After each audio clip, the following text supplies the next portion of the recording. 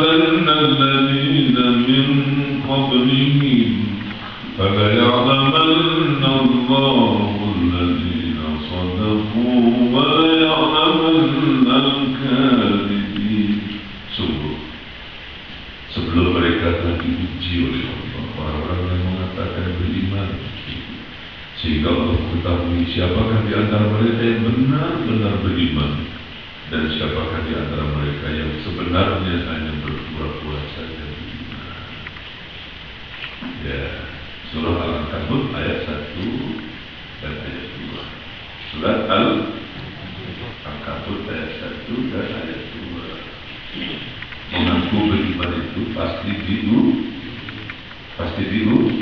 Mengaku beriman berarti minta diuji. Ujianlah yang menentukan apakah seorang itu benar-benar beriman ataukah hanya berpura-pura saja mengaku beriman. Ya. Jadi kalau saya mau diuji, ya makanya nggak usah beriman. Ya, bapak-bapak, kalau sudah nggak beriman, nggak diuji lagi. Bukan saja nggak diuji, dibiarkan saja oleh Allah semau-maunya. Bukan saja nggak diuji dan dibiarkan saja semau-maunya, setan pun nggak ganggu lagi. Ibu sudah nggak diganggu setan, bapak-bapak juga sudah nggak diganggu setan. Kenapa? Karena bapak-bapak sudah jadi setan dan ibu sudah kayak setan. Ya, setan digoda-goda itu bukan sembarangan. Nggak semua orang digoda. Ngapain? Setan manajemen dia, manajemen. Jangan pikir setan dibodohi. Banyak manajer tuh. Ya, pandai dia memanage waktu. Nggak harus sia-sia. Manajemen kita atur rapi, kompak. Masya Allah. Persatuan mereka kokoh. Itu setan. Dakwahnya satu aja. Sebanyak mungkin, seramai mungkin, semua kalau bisa masuk. Bawa semuanya ke neraka. Itu kompak gitu. Dari mulai neneknya, kakeknya, cucu, cici, cuit, cocok, duit, semuanya kompak. Gitu. Kerjanya cuma goda orang aja. Nah, setan punya perhitungan. 1.000.000 orang kafir itu gak ada artinya. Lebih baik seorang mukmin. Nilai seorang mukmin itu lebih baik daripada 1.000.000 orang kafir. Ngapain ganggu orang kafir? Memang dia sudah kafir. Itu geng sudah kalah kita. Gak usah dikaku-kakuin. Subhanallah. Jadi iman harus diuji. Jadi kalau ibu gak mau diuji, gak usah beriman. Ada yang komplain protes ini, Allah apa gak ada yang lain? Aku saja. Gak kelihatan muka yang lain, aku saja. Yang diuji kok aku. Jadi kalau diuji jangan beriman. Setuju? Setuju, gak beriman. Bila Nabi Ibrahim dalam keluarganya diuji seperti itu. Ya, subhanallah. Tidak sedikit kita pun juga diuji, walaupun tidak seberat ujian Nabi Ibrahim.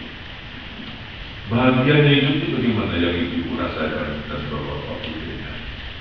Bahagia hidup suaminya soleh, istrinya soleh, anak-anaknya solehin, solehah. Benar? Oh, kompak. Ayahnya sholat, ibunya sholat, dapat anak, alhamdulillah sholat.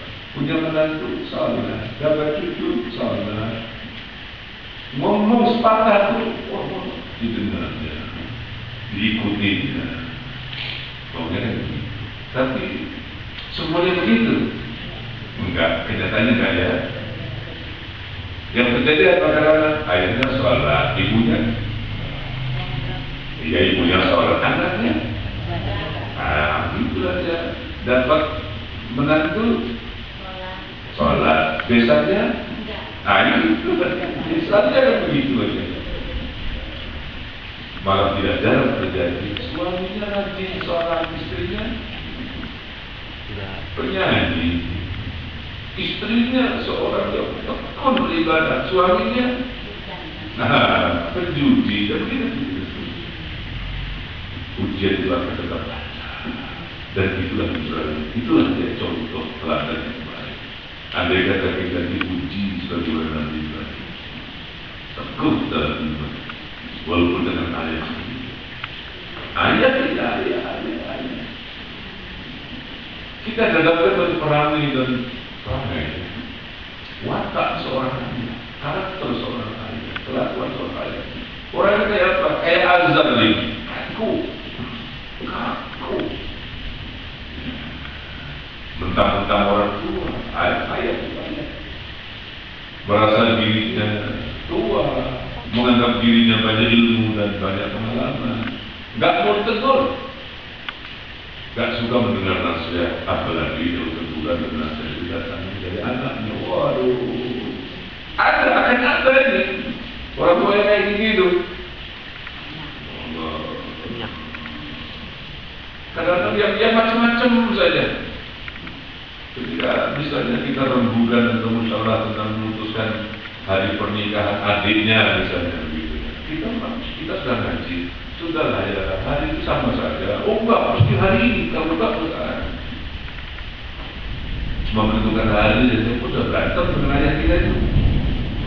Dia enggak terima dengan cara kita, dia mesti memilih hari yang menurut mereka, hari muncul, hari malam. Hari itu pernah ada hari muncul, hari malam.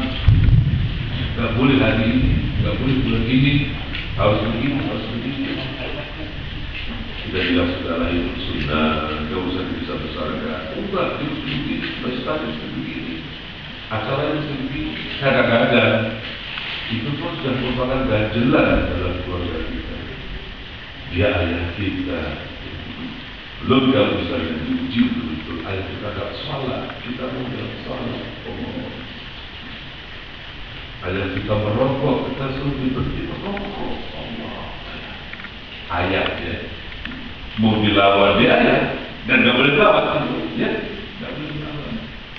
Tapi membiarkan saja terkesan seolah-olah kita membiarkan ayah kita lalu berkata, dinasihati, gak boleh dengar nasihatnya.